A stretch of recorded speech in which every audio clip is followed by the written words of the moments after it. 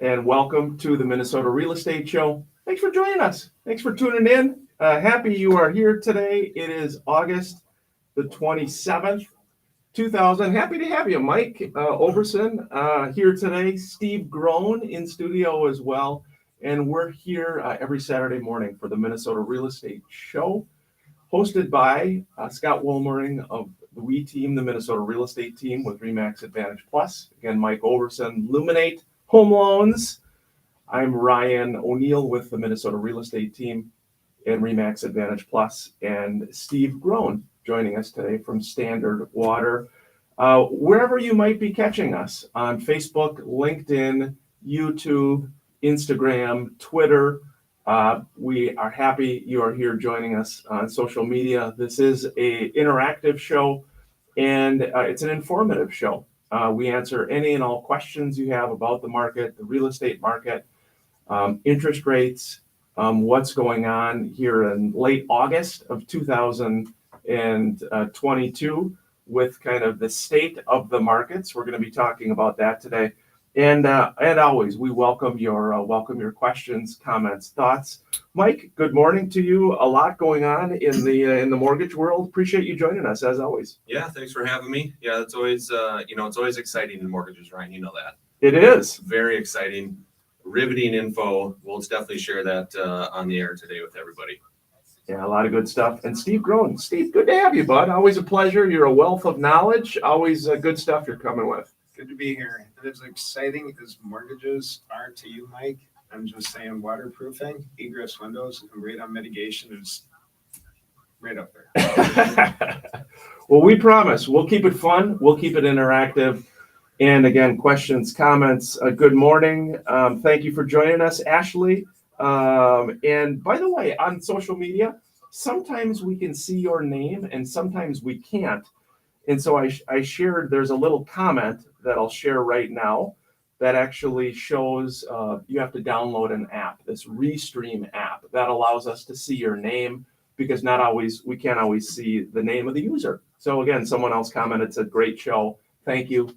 Thank you so much for that. But it'll be a fun show today. Again, a lot to talk about with the market. It is State Fair season 2. We are not at the State Fair. We have been at the State Fair before. Mike, are you going? Probably not, to be honest with you. No. Take the kids, man. If usually we send our kids with my sister, and then that gives us an afternoon off with kids, which is actually more enjoyable to me than actually going to the State Fair with them. So no, but if our boys want to go, I'll definitely take them up there. So here we go. We're going live on air. We're on Twin Cities News Talk, AM 1130, every Saturday morning, 10 to 11.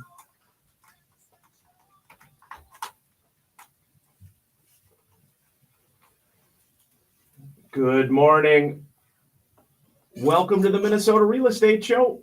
Thanks for tuning in, everybody. August 27th, 2022.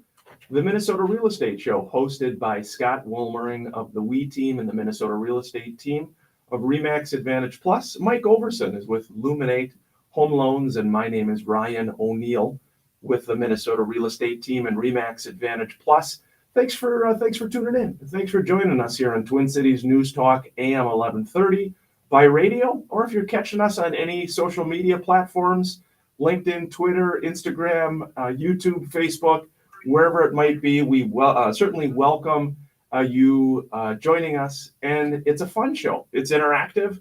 If you've got questions that come up through our discussion or at any point, don't hesitate to chime in through the through your social media platform, or call us 612-294-6949.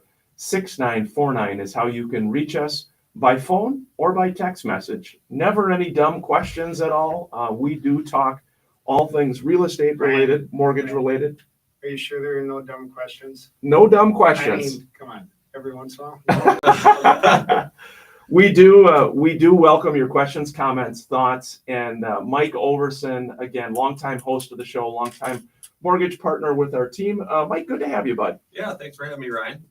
Lot going on. There is a lot going on. Special day today. I got to give a shout out. So it is my wife's birthday today.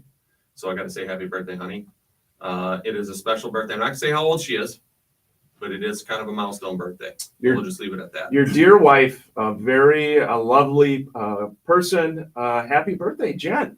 Jen Overson. I saw that too. The big birthday. You're going to celebrate? Do anything fun, Mike? Well, so we actually went to Nashville a couple weeks ago and spent about 5 days out there for her birthday. We went a little early because we had some friends coming from South Dakota and California. They start school out there earlier, so we slid it up a couple weeks from her birthday just so that they could go out there without the whole kids in school thing. But yeah, we'll just do a little something today for her actual birthday, and it should be a good day. Very nice. Very nice. First segment, we always like to dive in. Real estate update, mortgage update to see what's going on. Mike, a lot going on. It's been a kind of a wacky year for mortgages. It has been.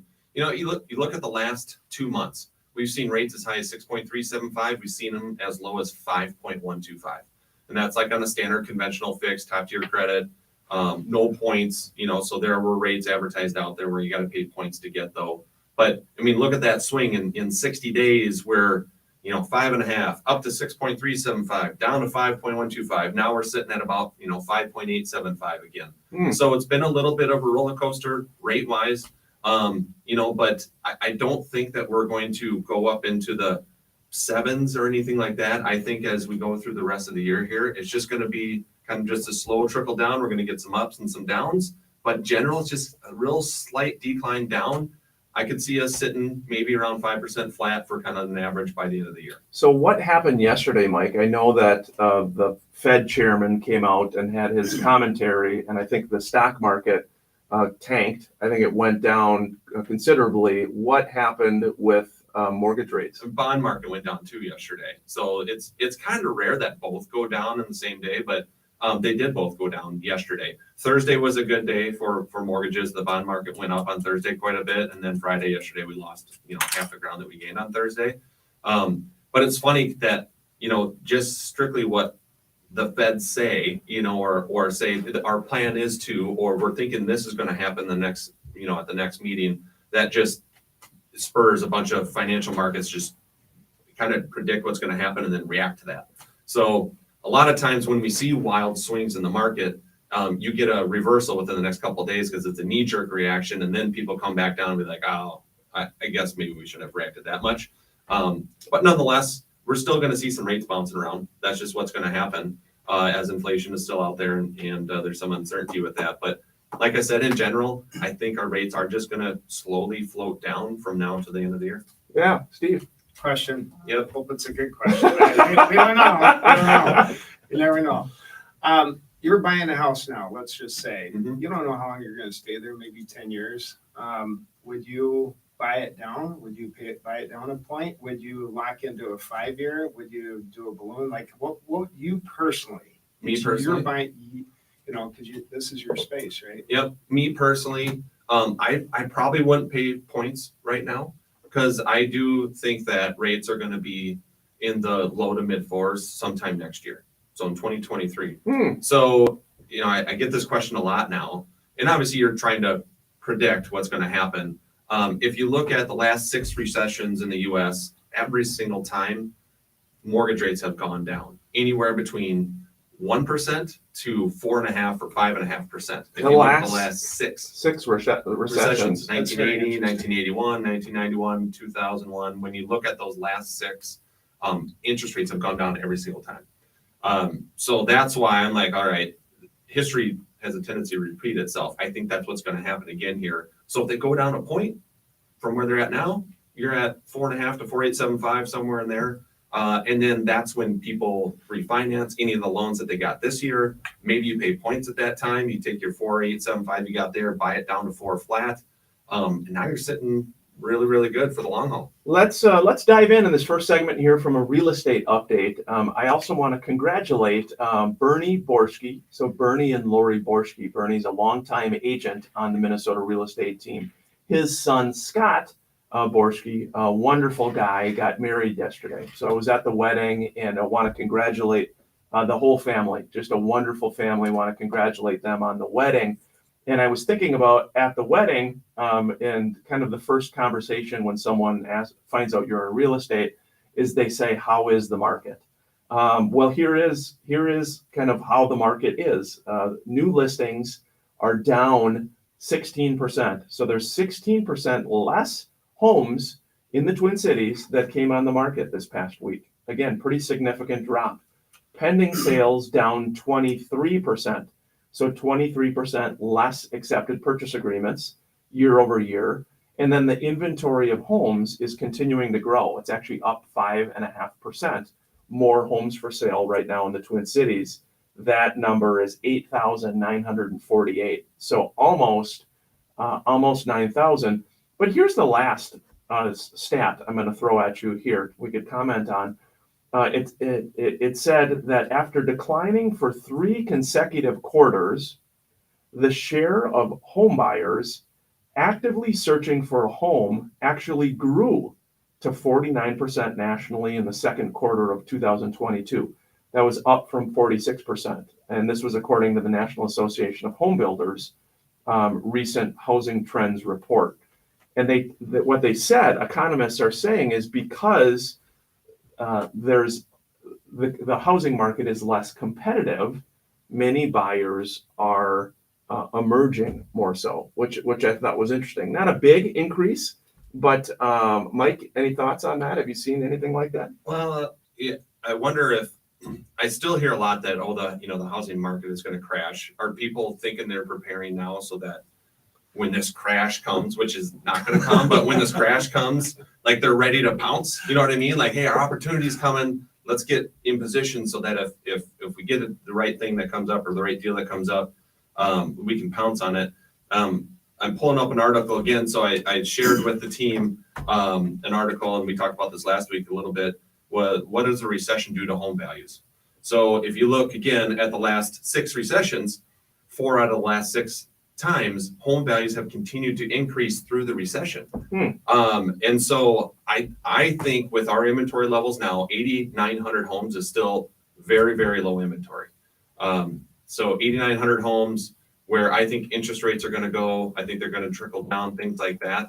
I don't see a crash coming. I don't see home prices going down significantly. I see that our appreciation rate slows down from what it was over the last 2 years for sure. I think if you compare what you pay for a house today versus 12 months from now, I think that home is going to be 4 to 5% more costly a year from now than what it is today. I think that's really good input, good advice. I think there's probably a lot of people have been on the sideline the last few years too. They're tired of looking at these homes. They're tired of the bidding war, and they're like, I'm out. Yeah. And maybe they're back in. Yep. Yeah. And indeed, we're already at the first break here at the Minnesota Real Estate Show. We're here from 10 to 11. Whether you're catching us on social media or on Twin Cities News Talk AM 1130, please don't hesitate to comment with your questions. Anything that's coming up throughout the show, you can text us at 612-294-6949, or you can call us at that number too. A lot of folks joining us again today on social media. Appreciate you all you all tuning in. This is the Minnesota Real Estate Show. Thanks everybody for joining us. Mike, Steve, we got a lot of folks tuning in today with us today. Thank you guys for joining. Questions, comments, thoughts that pop up at all, please don't hesitate. But Mike, share those stats again. So it's the last 4 of 6. So the last 4 out of 6 recessions, home prices have continued to go up through the recession. 1980, they went up 6.1%. 1981, they went up 3.5%. 1991, they went down 1.9%. 2001, up 6.6%. 2008 was obviously the big killer there. We all know what happened there. They went down 19.7%. But then in 2020, up 6%. So interesting. Yeah. Got a message here from Kim. Kim had asked about buying on a contract for deed. Can I buy on a contract for deed in this market? Mike? Yeah. I mean, you can buy on a contract for deed in any market. You're going to see maybe some more of those pop up. I mean, it's not real common right now, but there's certainly cases where a contract for deed might come into play. Why would someone even sell a house on a contract for deed? So contract for deed is It's essentially a way that, again, both a buyer and a seller can kind of accomplish what they're looking to do. In some cases, the buyer maybe doesn't have long enough work history, credit history, income history to qualify traditionally with somebody like a Mike Overson, but they do have cash, so they're looking to purchase essentially as a contract for deed where the seller is acting like the bank. And to Steve's question, a lot of times sellers will like to sell on a contract for deed because oftentimes the buyer, what the buyer has to do is over the 2-year, 3-year, 5-year period, however long the contract for deed is, they have to get their finances in a row to be able to purchase traditionally at the end of that time period. And if they don't, they lose all the money that they put into the deal. And so oftentimes what happens is that contract for deed buyers don't get their finances in a row to purchase traditionally. And so for sellers, a lot of investment property sellers will sell this way. So I always kind of caution buyers to be sure you know what you're entering into, because it can be good, but it can be bad too. Yeah, you Make see your it. payments. Yeah. You see it more where someone doesn't qualify for traditional mortgage. They have a friend or someone that they know very well that will go buy the house that they want to live in. Now that friend sells it back to them on a contract for deed. So you got two people that know each other now. The contract for deed, like Ryan was saying, if the person that bought the house on the contract for deed doesn't fulfill the contract, so if you miss payments or if you don't get your financing in place by a certain date, this person Here we go, here guys. gets the house back and keeps all your money. We're going live back on Twin Cities News Talk, AM 1130. Hey, welcome back, everyone. It's state fair season. Hopefully you're able to get out to the Great American Get-Together soon. I think it was a record day. They said the first day was a record day at the state fair. We've got some great comments and topics coming in here. Want to dive in? Got one from Mike. Mike says, good morning, Ryan. Hope you and the family are doing well. I read a recent article about the rent control that's been instituted in St. Paul. Curious on your thoughts about this. It would make me scrutinize our investment purchases more closely here in our current market if this occurred in my local market. Thank you. Really good question, Mike. I couldn't agree with you more. It is causing a lot of investors here in certain cities, communities, neighborhoods to rethink their investment property purchase. Scott Fisick with our show, with the Minnesota Real Estate Show, is our longtime property management partner. And Scott's a wonderful guy. He and his team manage properties all over the Twin Cities. I know in many cases they've seen a lot of landlords leaving St. Paul. And this is one of the reasons. Rent control is a topic we could talk endlessly about, kind of the pros and cons. But the short answer is it is causing many investors to not look at purchasing in those markets because they can be limited on what they can charge for rent. And I'll tell you, and Steve could probably comment more on this. One thing I would add, again, as a very small landlord here in the Twin Cities for 20 years, one thing I've noticed the last few years is it's very hard, first of all, to find someone to do work on your property. So first of all, you've got to find someone that has time available and supplies available. And secondly, it's become very expensive. And so unfortunately, not that landlords, we're saying landlords push your rents way up, way up, way up. Partly it's a cost of kind of keeping the operation salvageable, if you will, for many landlords, I know, guys, because of rising costs, rising labor costs. Steve, you see it daily. Any thoughts on that? Labor is a challenge, probably the greatest challenge in my business. Leads aren't a problem. I have salespeople booked out 2 weeks, but I've been posting and hiring, and you get people that they don't show, or they show up for a day, it's just hard to find them, and so that would be true in any business that's requiring trade sort of work. And in a landlord's situation, the handyman are hard to come by. Yeah. And a good handyman. Yeah, Mike, any thoughts on rent control? I'm not a fan of it. I just think the open market will correct itself. You know what I mean? There's going to be a certain point where the market just says, look, no one's going to be able to put, afford to pay X amount of rent for your particular house. It's going to sit vacant. You have to drop the price to put something in there. Just corrected itself. The argument I see too against this is, if I got a good tenant in there, right? I got this house, I got a long-term tenant in there. I'm just leave the rents the same. They take care of the house, they pay every day. Like, that's a perfect tenant. I want them in there. But now if that tenant ever chooses to leave, I can't go raise rents in that house to whatever the market rents are at that point. I can only raise it 3% of where that existing tenant left at. And so now I'm hugely underneath the market as far as rents go, and I can't do anything else about it. So I'm not a fan. I think when the government gets too involved, then it's not fair. And then the open market's just going to correct itself anyways, if they can just let the open market handle it. Steve?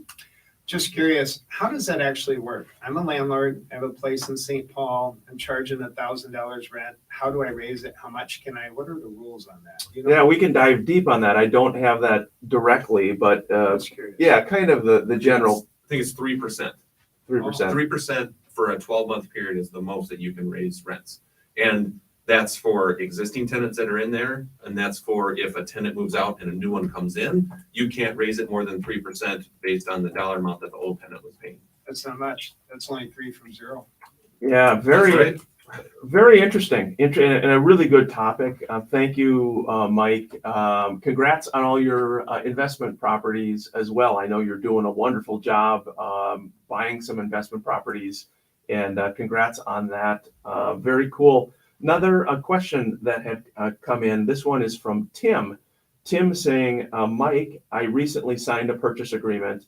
Can you give me more details as an FHA buyer what this escape clause is all about? An FHA escape clause, Mike. Yeah, it's a safety net that FHA has in their purchase agreements. It basically says, hey buyer, if you're buying this house for X amount of dollars and the house does not appraise for that dollar amount, you have the option to cancel the purchase agreement, get your earnest money back, and walk away, with all the money back in your pocket. So it is a safety net for the buyers in that case. So that again, if the property does not appraise for the purchase price, they can back out and get their earnest money back. Yeah, again, we are seeing in our market now, we're seeing some sellers pay for buyers' closing costs as well. We've had that question come in here asking if we're seeing sellers contribute to buyers' closing costs. Remember one thing with that a lot of times as a buyer you may not think about. You either pay the closing costs at the closing or when you're purchasing the property. In other words, on the statement at closing on what they call the ALTA, which is kind of the document that shows you your debits and credits. It's going to show you either you're paying it out of pocket, okay, the closing costs, or you're paying a higher price for the house and you're financing it. And then you're asking the seller to contribute that money back. So Mike, sometimes people get that kind of confused. They're saying the seller's paying it. The reality is they're paying a higher price for the home. Yeah, you're really financing your closing costs into the loan is what you're doing there. But it does serve a purpose. We're going to see that coming up a lot more. Over the last couple of years, there was maybe 1% of purchase agreements where a seller was paying the buyer's closing costs. Now, if you look at the last 30 days, that's closer to probably 20%. 20% of the purchases out there, the buyer is now paying some or all of the buyer's closing costs. I think by the time we get to the end of the year, it's probably going to be closer to 50%. This is a good text message question that came in. This one's from Mike. Mike had said, I recently got a market analysis on my home. I have 8 acres. Help me understand why my land is not more valuable. That's a good one. I hear this a lot. Why is the land, you got 8 acres? Beauty's in the eye of the beholder. Okay, that's a good one. What do you think? That's very good, Mike. So he's got a house. And the appraiser. Yeah. He's got a house with House. 8 acres. Yeah, it sounds like it's a house with with 8 acres. maybe got a market analysis from an agent. Hey, I got all this land, beautiful setting. So let's say you got the same house on 1 acre. So he's comparing that same exact house on a 1 acre piece of land versus that house on 8 acres. Raw land goes for what? 4 or 5,000 an acre. Well, it maybe. depends on the city area location for that raw land. Talk as an appraiser. Why is that, Mike? As far as what the difference in land value. Yeah, well, no, why don't they get more value for the land? Well, I mean, so an I have appraiser, an answer. I just Yeah. want to hear yours. so an appraiser's going to look at it, and they're going to try to look at like properties, right? So they say, okay, here's this house with 8 acres. What do other homes with 8 acres sell for? Try to get the same size house, the same style, same bedroom count, things like that, right? And they're going to compare it to there and say, okay, well, these other homes with similar acreage, 6, 7, 8, 9 acres, are selling for this. So then they're going to come over here and say, so your house is likely worth this because these other ones have sold for that amount. If they look at the same house basically with 1 acre, they're going to say, okay, so similar house with 1 acre sells for this. Look at the difference between the two, and that's going to be your answer as far as that's how much more that land is worth. Yeah, what I would share too is, so John Love on the Minnesota real estate team is a longtime appraiser, and John has helped our team and agents over the years a lot, sharing some of his appraisal knowledge. And one thing I always remember from John is when he talks about properties with land is, so the appraiser is looking at the structure itself. So the home, maybe the pole building that you have, and really that is where the lion's share of the value is being determined. And so what John's going to look for are other similar types of properties, similar homes with above ground square footage and similar homes with total square footage. And then there will be a premium that's given to you for the additional acreage. But the hard thing about it is if there's not some use for that land, some specific use. In other words, is it right on the edge of town and maybe the town is growing and a developer could buy it? Well, then that's going to be worth a lot more versus it's just kind of out in the sticks. And to Steve's point, beauty's in the eye of the beholder. And it's got less value than you think. And that's really hard if you own a wonderful property with a lot of land. It doesn't mean that there isn't value for you. Just oftentimes sellers I found are surprised that they don't get more bang for their buck from the appraiser because it's raw land. Yeah. Maybe there's some people that don't want more land. Maybe they could split it 2 or 3, keep part of it. Maybe it doesn't go down that much and hang on. Good point. Maybe there's from a demand standpoint. There's options. There's options, Mike. I mean, that would be, if you can pick that up and you're buying that land for, let's just say, the additional 7 acres there is worth, $4 or $5 grand an acre, and you piece that off and now you can sell each chunk for 75 grand. I mean, that's a huge return on your money right there. My first house in Minnesota, only house I bought in Woodbury, had an extra lot, bought them, and I split it then, had to divide it up, and wish I had hung on to it actually, but Yeah. Right. I made a few bucks. Yeah. So it was a double lot, Steve? Yeah. And was it in a neighborhood?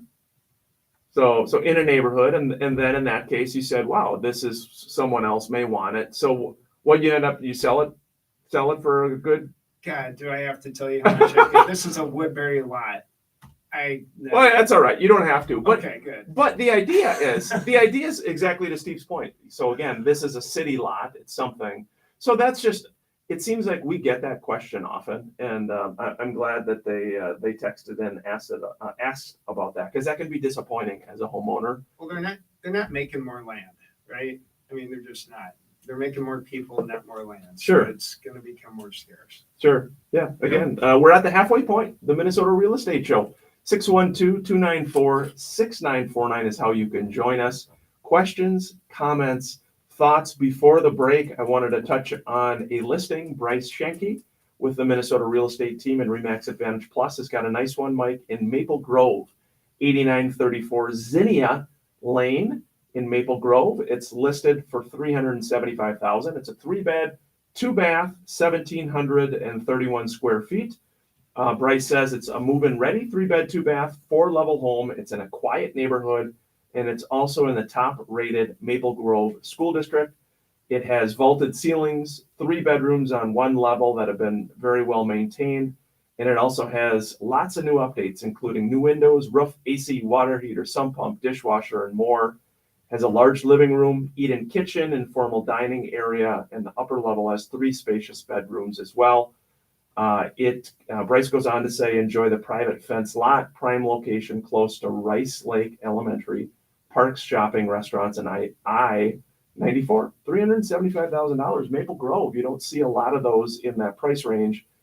Very nice looking home as I look at the pictures too, with a lot of great updates. 3-bed, 2-bath, and it's 0.23 acres. Sounds like a good deal. How do you like that? I like it. 0.23 acres. Folks, this is the Minnesota Real Estate Show. More land. Steve, that's good though. You sold a lot. I did. I sold it. I'm a seller. Well, you wish you still had it. When did you sell it? Yeah, and I took some of the money and I sunk it into the stock market right before the bubble burst, and so wish I had hung on to land. The good news is it wasn't piles of money, but a good learning experience. Good learning. Yeah, that is. How long ago did you sell? That was 90, right around 2000. Oh, so it was a while. It was a while ago then. Gotcha. Yeah.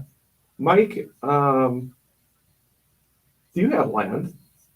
Lakeshore. I got Lakeshore. So that's the other factor is, again, if you talk about land, you talk about Lakeshore, and that's a whole nother thing. More Lakeshore, more money, right? Is that how you determined to buy that piece, was the amount of Lakeshore?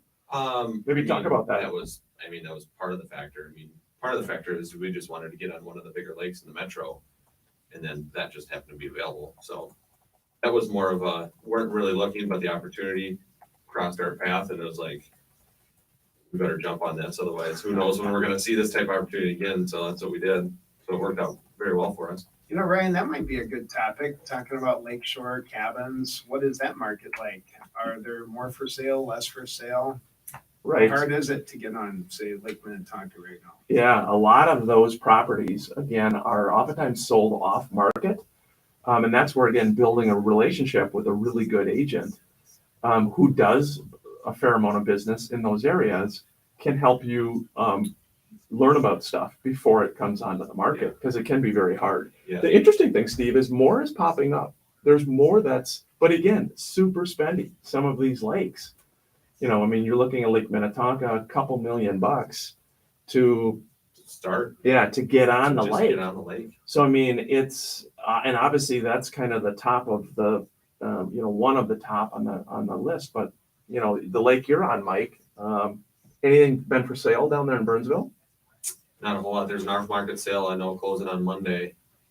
But it needs major rehab. There's some older houses and stuff that are going on. But you're just to get on that lake for a tear down. You're at $750. Does that home need waterproofing?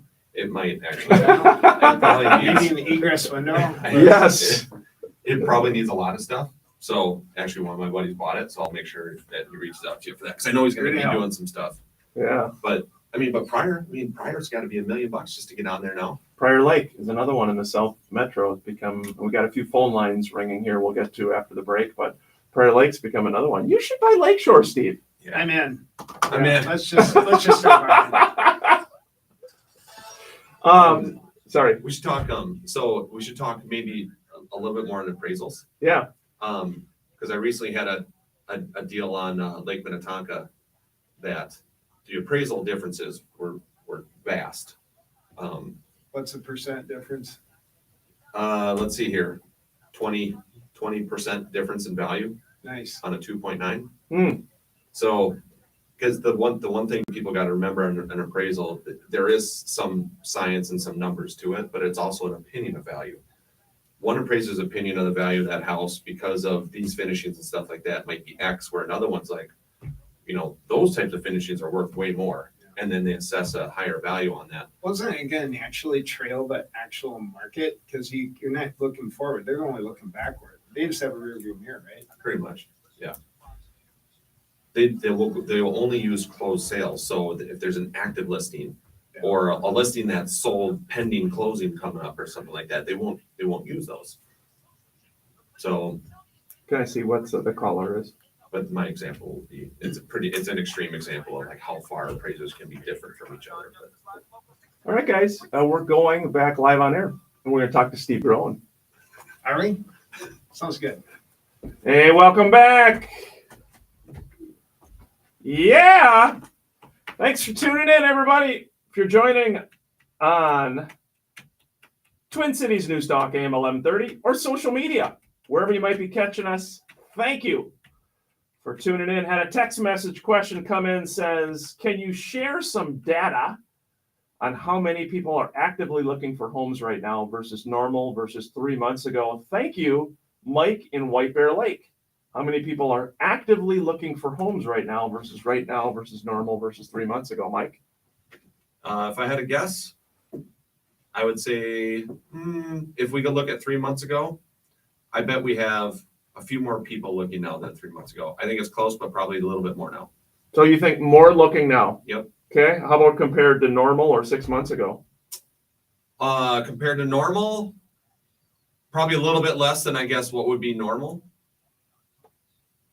6 months ago, I think 6 months ago would be higher. So there is, again, there's a lot. If you Google anything now, if you're watching the news at all, to Mike's question, there's a lot of uncertainty out there. And there was an article this week that came out that Mike, you may have heard of Black Knight. Black Knight is a mortgage software data and analytics company. They came out and they found that home prices declined from June to July, and it was by 0.77%. They said this was the first monthly fall in nearly 3 years.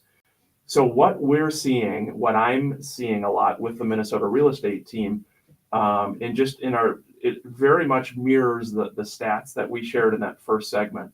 We're probably seeing closings down 15% year over year, so less actual closings. So in some sense, it may sound confusing because Mike says there's more buyers. We're finding buyers are they're taking their time. They are being a little more particular. They are realizing when you're overpriced. So if you're overpriced and you're not getting activity on your home, right? Or if you're not getting activity on your home, it is always price related. I hate to say that, but buyers are doing their research, especially with their agents. And that's where, again, we are seeing less closings, less activity. And frankly, I think, generally speaking, some people are a little freaked out with all the negative news that's out there, that they're pulling back. They're not moving forward. They're not buying right now. And again, you have to remember, we've been on like turbocharged the last couple of years. So like we've had 4 cans of Red Bull, zero sugar before the Minnesota Real Estate Show. And now that we're not on four cans of Red Bull, people are freaking out. Well, it's becoming a more normal market. It's okay if we're not drinking Red Bull. I think they're still drinking. It's just down to 2. Yeah, but it's hard as sellers because you're like, why am I not getting 50 offers and 26 showings? You know, you may get 3 showings and 1 offer, and it may be full price. Don't freak out, folks. Don't freak out. Don't freak out. I know Scott talks about this a lot too. Scott Walmering, excellent agent on your team, Ryan. He always says, look, if you got 15 showings on your house and you don't have an offer, you're overpriced. You should when you have 15 showings on your house, you should have an offer on the table. If not, there's something wrong. Typically, it's a price issue. No one's willing to pay the price that you have offered on that house. So then you got to take a hard look at, is there some sort of other factor? Do you back up to a railroad? You know what I mean? Is your driveway at a 40% grade pitch that no one wants to deal with that in the winter? There's something wrong. A lot of the times, most of the times, it's a pricing issue. Hey, let's go to a caller here real quick. Thanks for calling the Minnesota Real Estate Show. How can we help? Yeah, I'm on the air now. You are on the air. Oh, okay. Thank you for taking my call. I just have a question for you guys. If one of your real estate agents signs we'll say a 6-month agreement to sell a person's home, and after a week or so, things started going south where the client is no longer cooperative, it's very difficult to schedule a showing, is not returning your phone calls. So my question is, does the real estate agent have the right to cancel the contract rather than the client? Oh, that's a good question. I like that question. Yeah. So the question being, does the real estate agent have the ability to cancel the listing contract? So the contract itself is with the broker, or so with the brokerage. So for example, if it was a listing of ours, it would be with Remax Advantage Plus. If seller or agent were not getting along, or not agreeing, probably what I would do is talk to the seller, and most importantly, they're our client, they're our customer. I want to do what the seller wants to do. If the agent is for whatever reason wanting to step away, I would probably make an introduction of someone else who could do a very nice job within the team or within the brokerage.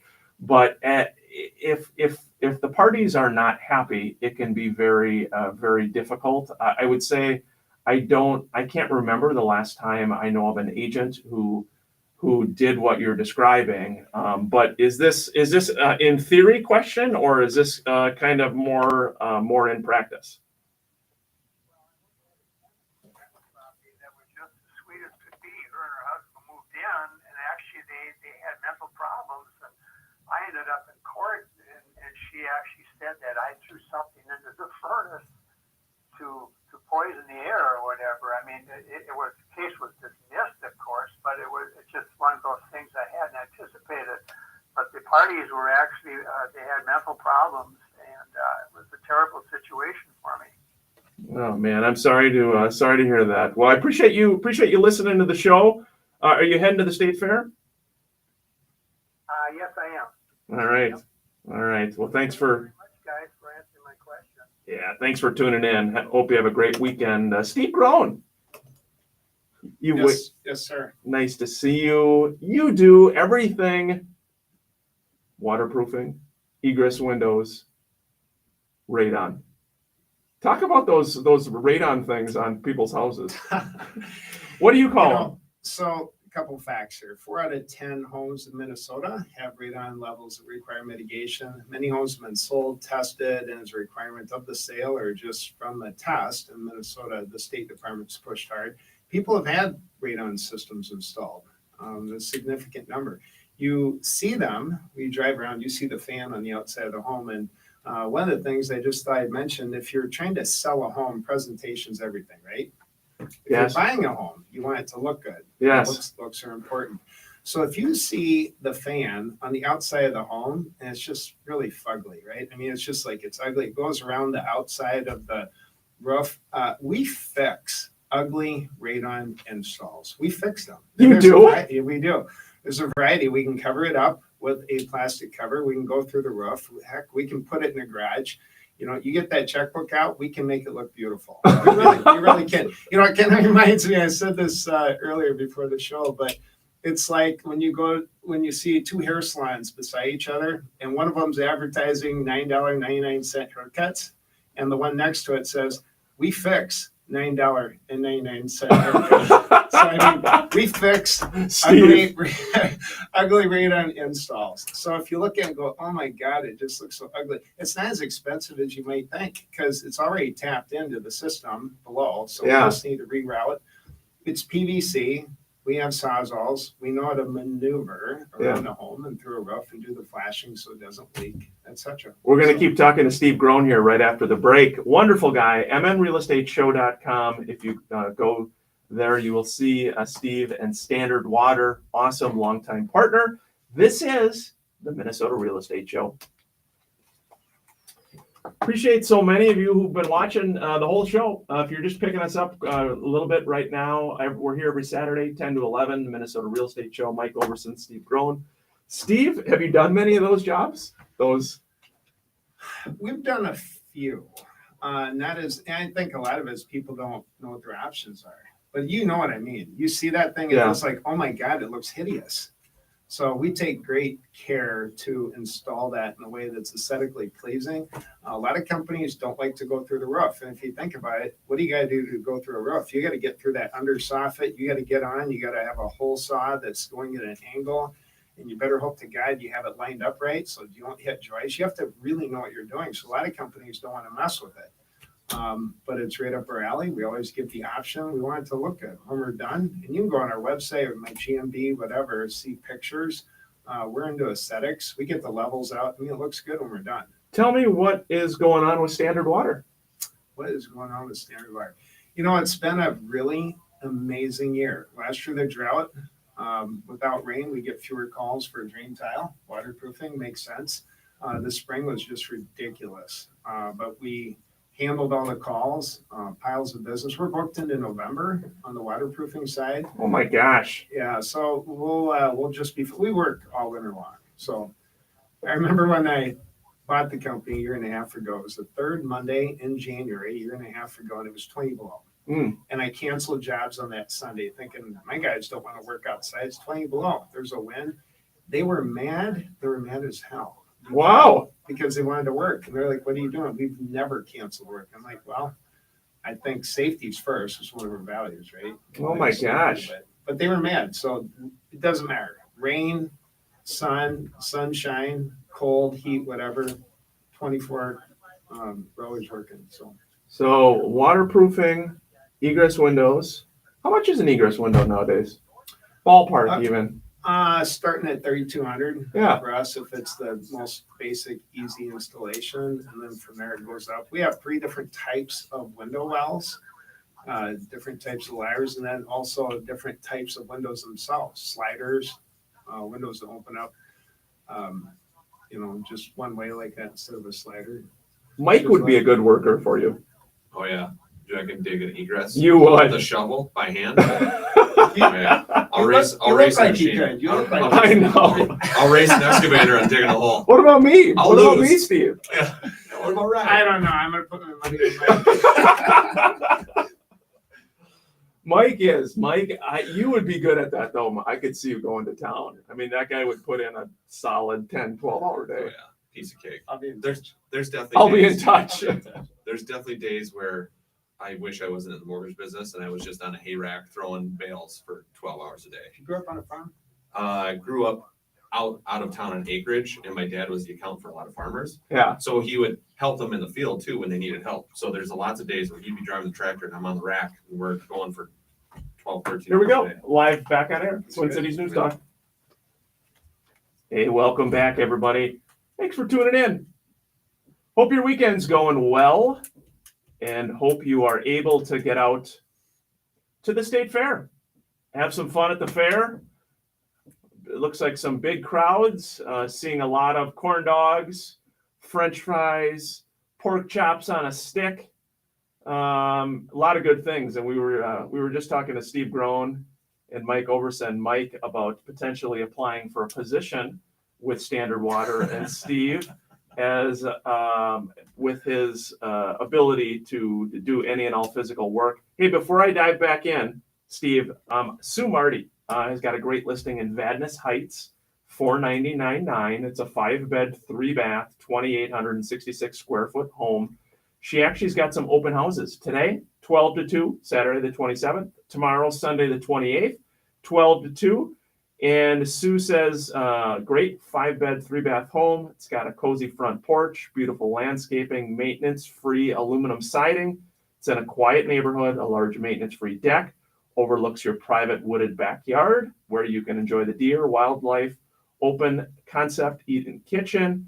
It's got, updates include a new half bath on the main floor in 2018, granite countertops in the kitchen and the bath in 2018, laminate flooring on the main floor in 2006, some new windows, new furnace AC in 2009, and refurbished in 2021. It's got a Ring doorbell added, huge owner's suite with a deep walk-in closet as well.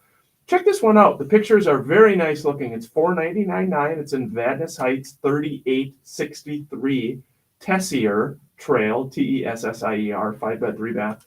Open houses today, 12 to 2. Tomorrow, 12 to 2 as well, Steve. You stopping out? I'll be there. All right. Get my checkbook. He's going to go there and be like, you can use an egress window in this thing. You're thinking about hiring Mike Overson, aren't you? I already did. Yeah. Background check pending. Yeah. He just sent me their benefits package so I could take a look.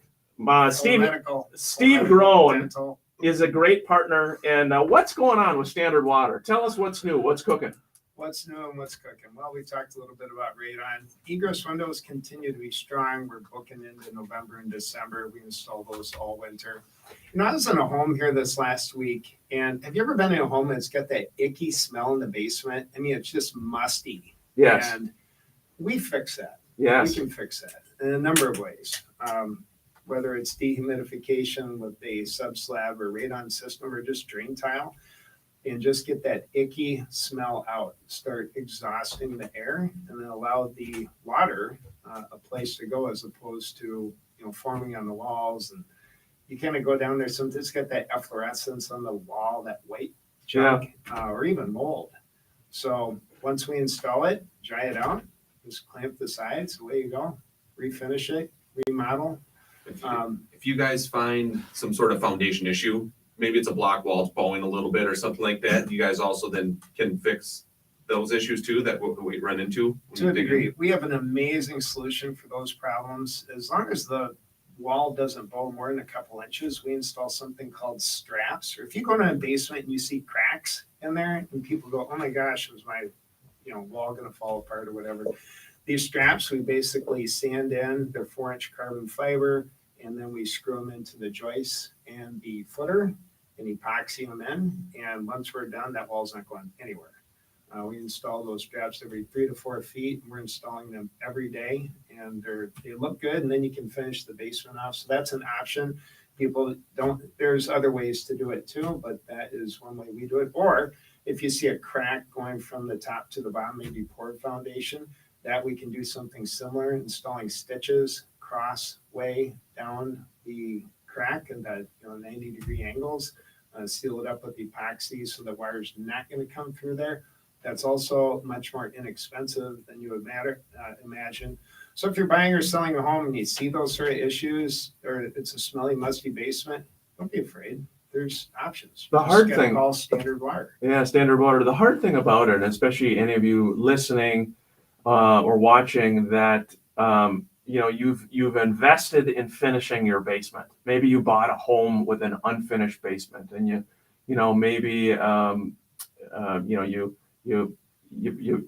put the new carpeting, the all these nice updates, all these different things, and from someone who has experienced water in the basement, it's just super frustrating. I mean, it's just super frustrating. And as homeowners, it's not something you maybe think about. Like as a first-time home buyer, you may not really think about that happening. That's something with your agent, of course, to check the seller's disclosure, to do a home inspection, hire a company like Steve and Standard Water to take a look at things to prevent a lot of misery that could happen when you own that home. Yeah, so when it comes to waterproofing, we get 2 types of calls. One is the rain comes, there's water in the basement, we'll waterproof that. That's reactionary. The second is for remodeling. Someone who's going to do basement remodeling, step 1 is waterproof. So a lot of times, and we're doing these jobs every day, we'll install the drain tile, and then you have to have vapor barriers on the wall. Any basement remodeling requires that. So we can put the vapor barriers up, and what that does essentially is keep the water out and keep that icky smell from coming in. So that's step 1. If you're going to remodel, make sure your waterproofing is taken care of. We can certainly help with that. Steve, we were talking during the break about Lakeshore, and you are thinking about a nice brand new home on a wonderful lake here in the Twin Cities, right? Yes, maybe a couple of them. Maybe a couple of them. Now that I know how the landlord system works. So. I get my rent Steve. controls. I got to start off with a really high price, right? Because I only have 3% to work with. Right, yeah. Steve brought up a good topic all about Lakeshore in the Twin Cities, what's happening with Lakeshore, and the question earlier about land. Mike living on a lake himself, again, you're looking at the amount of Lakeshore that a property has. And certain lakes in the Twin Cities are just super spendy. I mean, just very expensive. Some are obviously not as expensive, but some of the primo ones, big bucks, Mike. Prior Lake, Minnetonka, Sunfish. There's a lot of kind of big buck areas. Yeah. And it's a different market there too. You alluded to that too. A lot of those sales don't even hit the open market. It's a networked market of agents and owners, saying, yeah, we're thinking we might sell or something like that. Oh, I got someone who's looking, you know what I mean? And before we put on the market, let's see if we can make something happen here type of deal. And so I think those values just fluctuate a lot less, on Lakeshore, just because it's so limited. There's so limited. I'm just looking at our lake. I mean, there's 2 open lots on the lake. So literally nothing there besides some trees on the entire lake. That's it. If you want to get on that lake, you're going to have to convince that owner to sell one of those lots to you, or you're going to have to do probably a tear down type of situation. Plus a lot of, moving of dirt in many cases Yeah. with a lot, Mhm. and that can be super expensive. Yeah, so it's harder to get on. It's just becoming more and more or less and less available, I should say. And so it's once you get on the lake, it's a different market there, and values. I just think it holds its value a little bit better, just because you don't get that type of fluctuation. I have an idea for you, Steve. What you could do is, instead of buying Lakeshore here, you could buy something up north, use it, and then VRBO it. Use it as an Airbnb. Rent it week by week. I have a brother, Tim, who does that. A lot of East Coast people come to the Twin Cities. There's your solution, Steve. Get a nice cabin up north. You can enjoy some time there, but then rent it. That's what I was just going to ask you about. But what is the market like for second homes up north? What does that look like? Limited inventory. It's been a very limited inventory market, and again, stronger demand. Where again, during COVID, people weren't traveling all over the place. We couldn't, but people were still going to the cabin, and so there was strong demand up in the Brainerd Lakes area, different spots. And it's amazing what a lot of people will pay to rent these cabins for a week. I mean, big bucks. We were looking up there on the Whitefish chain this spring, and we made a couple offers where we went over list price on them, and we were getting beat out. These are higher end homes up there that we would rent out for $1,000 to $1,200 a night. Oh my gosh. Yeah. And so it was one of those things where that market up there really mirrored our market down here, as far as lakeshore properties and this and that. Again, it's a lot like here now, where it's probably not that crazy anymore, but it's still, like you say, that the demand is still there, and the inventory is still limited. Steve, best way for people to reach you for fixing ugly Egress windows, no, waterproofing, Smelly, musty basements. yes, Basement remodeling starts there. Or if you even have an ugly egress window, we fix those. We Yes. replace just window wells, we replace just windows, any of that. Standardwater.com. you do a nice job, my friend. Good work. Thank you, Standard Ryan. Water it is. Check Steve and his team out. Great partner, wonderful guy, great company. Mike, great job there, buddy. Thanks for having me, Ryan. Always appreciate it. Last thoughts for folks? Happy birthday again to my wife, Jen. If you're thinking about buying or waiting a year to buy, your opportunity is now. I definitely think that it's going to cost you more to wait a year to buy a place. Thank you, everybody, for tuning in to the Minnesota Real Estate Show every Saturday, 10 to 11 a.m. on Twin Cities News Talk AM 1130, or on social media, Facebook, Twitter, LinkedIn, Instagram, YouTube, wherever you might be catching us. We're here to help you if you're looking to buy, sell, invest in real estate. Our team is here to best serve you and your families. Have a great weekend, everybody. Take care. Thanks for joining us, everybody. Steve, good work. Mike, good work. I think Mike, you should apply for a position. Yeah, I filled out an app online there that last break. He may be filling an app right now. Yep. Great job. Thank you, everybody, for tuning in. We'll be back next weekend. And go to the State Fair.